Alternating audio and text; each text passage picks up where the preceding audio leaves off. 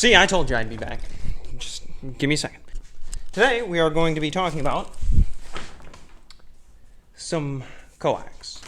What do you do when you end up with a piece like so? See it? No end on there. Well, you go down and buy some cheap Chinesium. Oh my gosh, it's terrible. Don't worry about it. At HF frequencies, not a big deal. So, even though it is not silver plated, it is still fine. Don't worry about it. This is going to work perfectly fine for HF frequencies, which is primarily what we're going to be using this coax on. So, the main thing that you have to make sure is that you get the proper size for the coax that you're going to be working with, because there are different sizes for the smaller ones like RG58, RG8X. Even though it is an RG8 form of it, still, RG8 is different from RG8X. And today, like I said in the last video, which was a while ago, the last time we tried to do crimp-on connectors, I'm going to show you how to do it the right way. Okay, so what we're going to need today to get this connector put on the end of this RG8U coax, we will need the connector, of course, with the little thing, and I'll give you a little tip right now. Basically, put these on here just right now, before you even forget.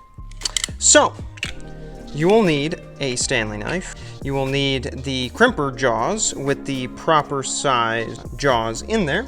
And you can get these off of eBay. I would recommend going over to Dave's Hobby Shop, W5SWL. He sells a lot of good stuff. These crimp-on connectors being some of the things that he sells.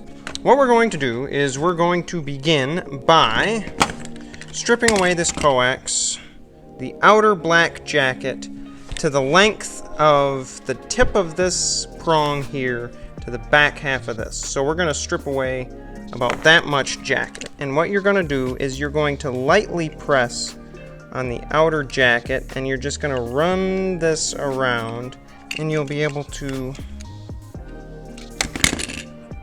pull this away just like so. And you'll notice that there was no insulation that came with it. If there's insulation that ends up coming with that piece, then you might end up kind of evaluating the damage and make a decision accordingly. If there's a lot of braid missing, then you've kind of got an issue. Okay, so now what we're going to do is we're going to first strip away the braid till here. So on these connectors, you will see that there is like a little lip edge thing, and then there's this kind of roughed up piece right here. What we're going to do is we're going to put that little probe all the way to here, and then we're going to kind of match the back of this connector up to where the edge of the jacket ends. I don't know, you probably can't see anything, but we're trying. Basically, measure to about the threaded piece right here. And we're going to strip away that copper braid, okay? So with that, you're going to get this stuff out of the way. Oh, this is the difficult part. This is where it starts to get tricky. Then you just gotta do what you gotta do. So, as you can see, it's not the prettiest, but we've clipped it back roughly at the portion that we need to clip it back at. So come take a look. See it?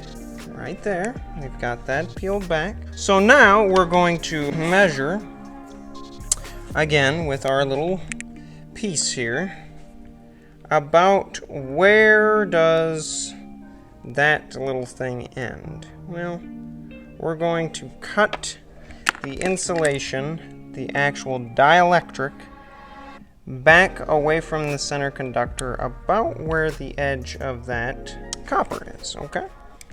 So you want to cut through it, just don't cut too deep, and you don't want to nick the center conductor. That's We're gonna try not to do that. Just grab it. Slide. And it should come right off, just like so. Okay?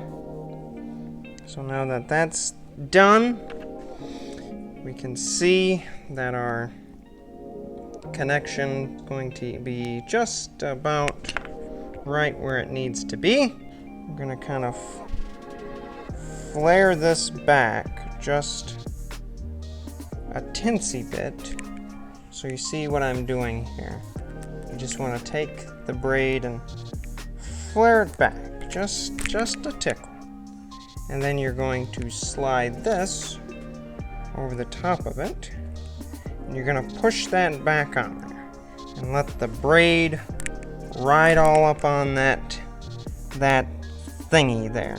Now you see the center conductor kind of poked through just a little bit. That's fine. That's perfectly all right. You can clip that off and at the very end once you finish up, and it'll be fine. So now what you're going to do is you're going to bring this little silver tube looking thing and you're going to run it up over the top of this stuff.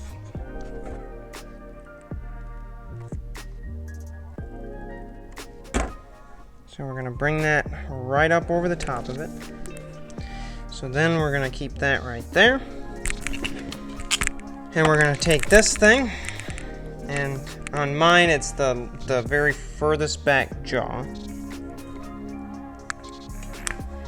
I'm going to kind of get it set right there. And you're going to just go just like that. And you have yourself a crimped connector. Okay, and now that we got the soldering iron warmed up, I forgot to mention you might need a soldering iron and some solder. Now, some people say that it's just perfectly fine to leave this unsoldered. You know, I mean, I just do it because I mean it's better, and that's good. So now that we have a connection good on the center pin there. So now we're going to take our little clippers, and you can go right up to the edge of that right there and go zoop. As you can see now, perfectly good. Now we'll grab our little thing. Come here! Come here! And whoop, it's getting mighty close. Put that in there just like so. Okay? So now you have a nice little connector on the end of your coax, and you can actually do it. Okay? There we go, everybody. So that's how you do it, and you're going to do it just like the way I did it, so that you can save yourself some money and everything will be all right. Okay?